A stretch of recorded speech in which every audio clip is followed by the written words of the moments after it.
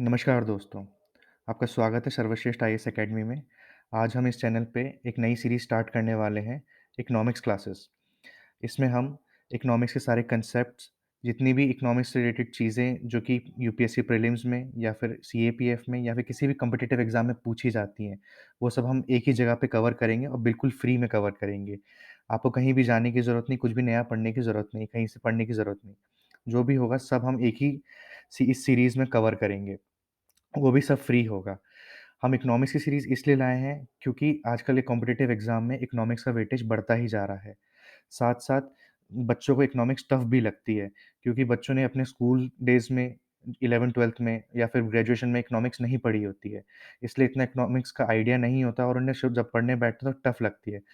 साथ ही साथ इकोनॉमिक्स का कोई भी एक सोर्स नहीं है, बहुत सारे मल्टीपल सोर्स हैं जिसकी वजह से बच्चों को बहुत कठिनाई होती है लास्ट में रिवाइज़ करने के लिए। इसीलिए हम एक कोर्स लाए हैं जिसमें हम इकोनॉमिक्स की सारी चीज़ें, कांसेप्ट हो, चाहे करंट अफ़ेयर हो, चाहे ऑर्गनाइज़ेशन हो, सब एक ही जगह पे कवर हो जाएँगी आपकी। आपको कहीं और जाने की ज़रूरत नहीं पड़ेगी। जैसा कि आप देख सकते हैं, इकोनॉमिक्स फ़ेवरेट सब्जेक्ट रहा है यूपीएससी का। लास्ट 6-7 सालों में सबसे ज़्यादा क्वेश्चंस जो आए हैं, वो इकोनॉमिक्स से ही आए हैं और इकोनॉमिक्स बेसिकली बच्चों को बहुत टफ़ लगती है, पर होती बहुत ईज़ी है। इकोनॉमिक्स से बस आपको कांसेप्ट समझने की देरी है। एक बार आप कांसेप्ट समझ जाते हैं, तो आप इकोनॉमिक्स के ये 20-22 सवाल बहुत ईज़िली कर सकते हैं और बहुत अच्छे चांसेस बना सकते हैं अपने प्रीलिम्स क्लियर करने के, चाहे वो यूपीएससी के हो, सीएपीएफ के हों या किसी भी स्टेट कॉम्पिटिटिव एग्ज़ाम्स के हों। इकोनॉमिक्स बाकी सब्जेक्ट से ज़्यादा ईज़ी है, बट द थिंग इज़ बच्चों को प्रॉब्लम कहाँ आती है, उन्हें पढ़ा नहीं है पहले या फिर कोई एक सोर्स नहीं है प्रॉपर, जो उनको बहुत क्रिस्प तरीके से सब कुछ बता सके, कवर कर सके। बट हम इस कोर्स के थ्रू फ्री में, हाँ जी हाँ, फ्री में हम ये सब को टॉपिक, कांसेप्ट्स आप पे कवर करेंगे और आपको कहीं जाने की ज़रूरत नहीं है, एक ही जगह पे आपको सब कुछ मिलेगा।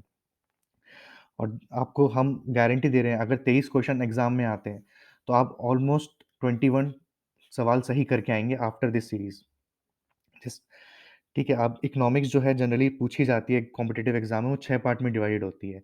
पहला जो सेक्शन होता है उसका मनी एंड बैंकिंग होता है, दूसरा होता है बजट, तीसरा होता है international trade and balance of payment, चौथा होता है जीडीपी, माइक्रो इकोनॉमिक्स जिसे कहते हैं हम, जिसमें हमारा जीडीपी, इन्फ्लेशन, डिफ्लेशन और एम्प्लॉयमेंट ये सब आ जाता है।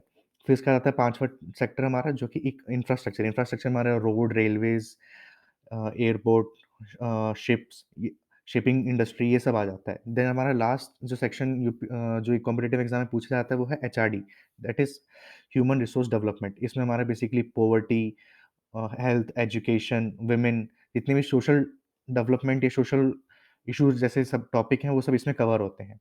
अब जो बेसिकली अगर हम यूपीएससी के हिसाब से देखा जाए, तो यूपीएससी के 3 फेवरेट टॉपिक हैं इसमें भी, money and banking, international trade and GDP वाला। ये 3 सेक्शन से वो मेजॉरिटी ऑफ क्वेश्चंस पूछती है और बहुत ही ईज़ी सवाल होते हैं, बस आपको एक बार कांसेप्ट समझने की ज़रूरत है और हम आपको इसमें कांसेप्ट बहुत ही ईज़ी तरीके से विद डायग्राम समझाएँगे, जिससे आपको कांसेप्ट लाइफ़ टाइम तक याद रहेंगे। तो प्रीलिम्स के लिए यूपीएससी के ये 3 पिलर बहुत इम्पोर्टेंट है। बट अगर आप किसी और कॉम्पिटिटिव एग्ज़ाम की तैयारी करते हो तो वहाँ पे बजट बहुत पूछा जाता है। बजट एक अलग ही टॉपिक है जो कि बहुत ज़्यादा पूछा जाता है, बहुत ही इससे सवाल आते हैं किसी भी कॉम्पिटिटिव एग्ज़ाम में। यूपीएससी में नहीं आते हैं, बट कोई और कॉम्पिटिटिव एग्ज़ाम है उसमें बजट से बहुत सवाल आते हैं। तो हम हर साल का latest budget with economic survey अपने किस कोर्स में कवर करेंगे, सो दैट आपको अलग-अलग कोचिंग इंस्टीट्यूट के इकोनॉमिक सर्वे बजट में भागना ना पड़े। और ये हम एग्ज़ाम से 1 महीना पहले कवर करेंगे, सो दैट आपको लेटेस्ट इन्फॉर्मेशन मिले सारी।